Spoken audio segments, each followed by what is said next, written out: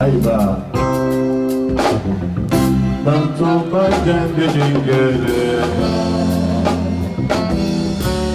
Nawa tiberowa Tona nyona ko iyo Nasimene di mi amo Bunye ke mabu wasawa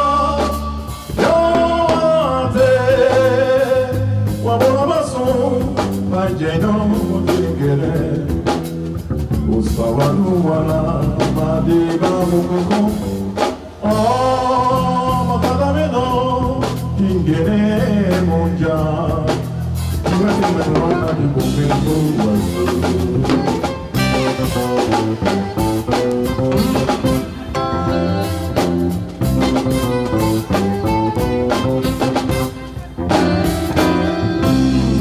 wasu Di Beyava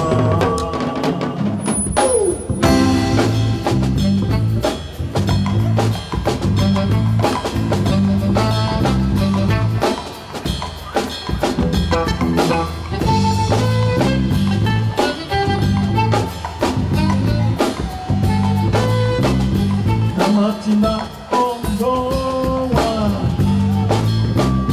Namongele Nimboa Namatimba Omboa Namongele Nimboa Namatimba Omboa Namongele Nimboa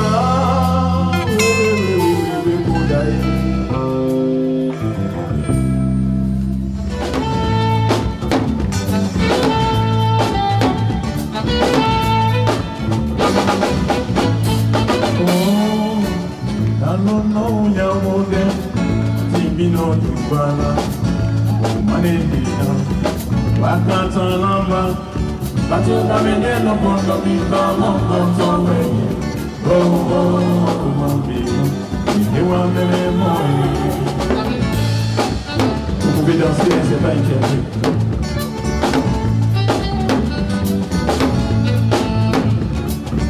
Nawasi Obeya Nawasa ubangante, napoino kosamba, wakata maniguba, natoka mendelo kondo munda mongo towe, bewa wami, munda kono.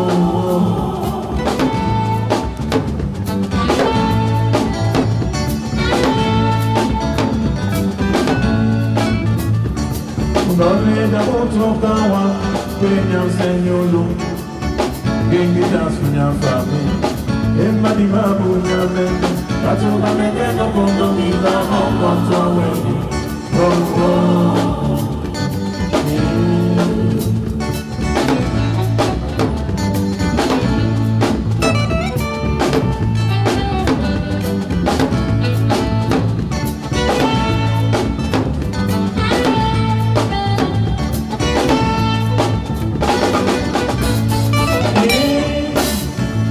No yamonde Timbino Jubala Umanedina Wakata Lama Natuba Meneno Kondo Miba Mongo Towe Oh oh Mami Ende Wamene Moi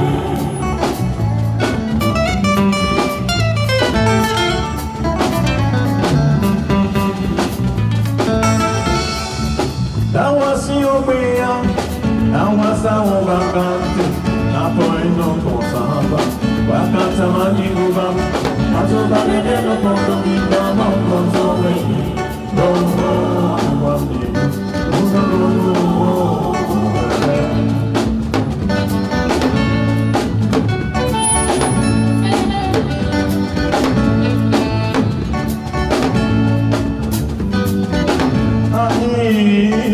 Dole da utokawa, kwenye senyulu Gengi dance with your family Emma di babu nyamene Natoka meneno kondo miba mongo towe Oh oh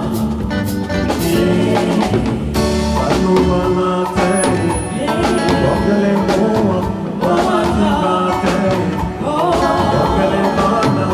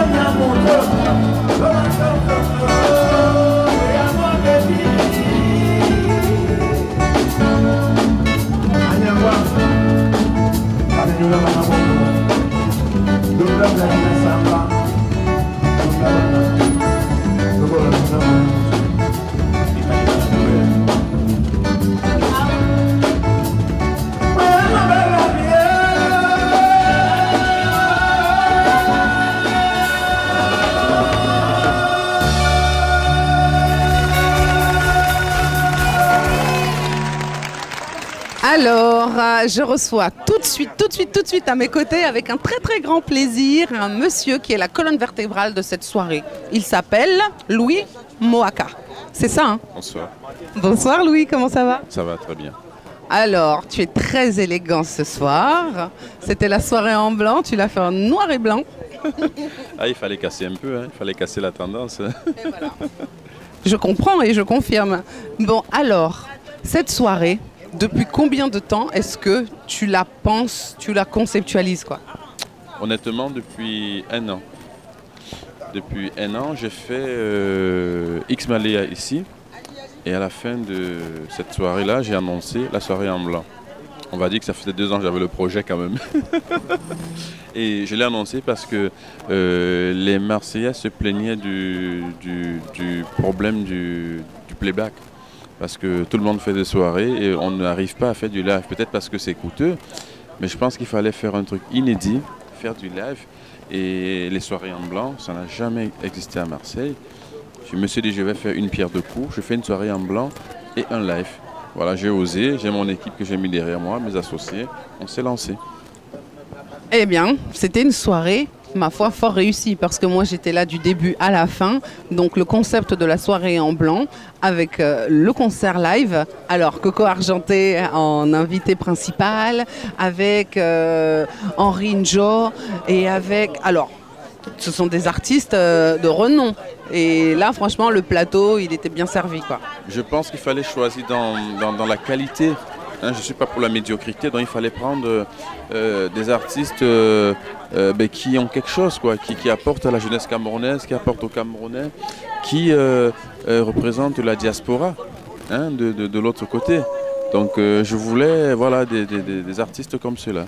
Et tu n'as pas eu peur de ce grand écart de génération entre Coco Argenté justement et Henri Njo?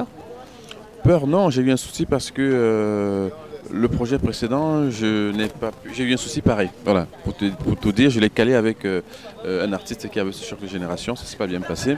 Donc du coup, j'ai changé. J'ai changé et j'ai pris Henri à qui ça n'a pas dérangé. Il a trouvé le projet sympa et voilà, je lui ai parlé de cette union, cette réunion, cette comment dire, on a besoin d'être ensemble. Les Camerounais sont trop, comment dirais-je, disparates. On n'est pas solidaires entre nous. Moi, c'était comment faire pour essayer de brasser tous ces gens, faire en sorte qu'ils se rencontrent pour tirer quelque chose de positif. Donner, c'est pas souvent évident. J'essaie d'apporter ma petite pierre. Peut-être que c'est une pierre dans un fleuve, mais bon, je la donne quand même. Bien, c'est un début déjà, et puis je pense que c'est ce qui permet de faire des fondations. C'est commencé en tout cas. Alors, je voulais savoir, est-ce que tu as toujours été organisateur événementiel ou est-ce que tu as d'autres pièces qui forment ta casquette? Oh, il faut le dire ici. Alors, tu peux me dire voilà, des petits bouts de ta casquette ou des choses aussi que tu ne dis pas. Voilà, dis-moi ce que tu as envie de me dire en tout cas. Non, l'événementiel, ça fait pas longtemps, hein. Ça fait presque 3 ans. Je porte plus une casquette sportive, hein. Je suis rugbyman. J'ai fait la fédérale 1, 2, 3. J'ai fait l'équipe nationale du Cameroun de rugby, j'ai fait des sélections. Aujourd'hui, j'ai fini ma carrière dans une équipe à Aix, AUC Rugby Club, qui est un club universitaire en 3e division. À Aix, où tu habites? Où j'habite, où je suis directeur d'une école de rugby avec 200 gamins. Donc voilà, je donne dans du bénévolat. J'ai créé une association au Cameroun qui s'appelle Afrique Rugby Sans Frontières. Je crée des bibliothèques dans des écoles très défavorisées à Douala. Le but de ces soirées-là, c'est souvent d'en tirer quelques bénéfices et de construire des petites bibliothèques ou de faire un geste symbolique. C'est ça le but. Il se passe des choses au Nord Cameroun, ça aussi ça nous fait pleurer, tu vois, d'une autre façon parce que ça nous fait mal au cœur. Est-ce que tu as envie de dire un petit mot pour encourager nos forces vives qui sont là-bas? L'intitulé second de cette soirée, c'était la lutte contre Boko Haram. Sur tous mes textes Facebook, sur tous mes flyers, ça a toujours été ça. Et c'est pas que j'ai prédit et arrivé après tout ce qui est arrivé à Paris. Voilà. Et si tu veux, quand je présentais le projet sur Facebook, je n'étais pas beaucoup entendu. Je suis dans la communauté européenne aujourd'hui. Et ben, aux entraînements, me regardant, on ne me comprenait pas. Oui, tu ne parles de la guerre au Cameroun, c'est où le Cameroun? C'est quoi ton problème? Nous, le terrorisme, c'est Al-Qaïda. Boko Haram, c'est quoi? Qu'est-ce que c'est? Voilà. Ils ne se sentaient pas concernés. Et avec les attaques en France, tiens, ils se sont retournés. Ah, on a un souci en France, lui. Et de ça, ils ont entendu parler de Boko Haram. Ils ont compris quel était mon combat. Ils se sont vraiment rendus compte qu'il fallait être acteur. Vous avez vu, à ma soirée, les servantes que j'ai amenées, c'est des Européennes. Je les ai impliquées, elles sont venues, elles m'ont dit, on va te donner la main, montrer qu'on est ensemble. Ok. Donc, cette solidarité-là, elle est transmise jusque là-bas. Alors, si nous terminions, voilà. Je leur dis, courage. Dieu seul sait qu'ils se battent pour nos vies, pour la vie de nos parents au pays et qu'ils perdent leur vie. J'ai encore une compatriote là qui a perdu son petit frère. On était au deuil il y a 2 semaines et c'est très dur parce que vivre ça de l'extérieur, c'est pas évident. On a l'impression de dire ça n'arrive qu'aux autres et quand ça nous arrive, on se dit qu'est-ce qui ne va pas. Donc il faut leur tirer un grand chapeau à tous ces soldats qui se battent pour notre patrie et à son Excellence Paul Biya, président de la République, parce que grâce à lui, on a pu éviter, je pense, le chaos. Je pense qu'il a utilisé beaucoup de stratégies pour garder la stabilité au Cameroun. C'est très important.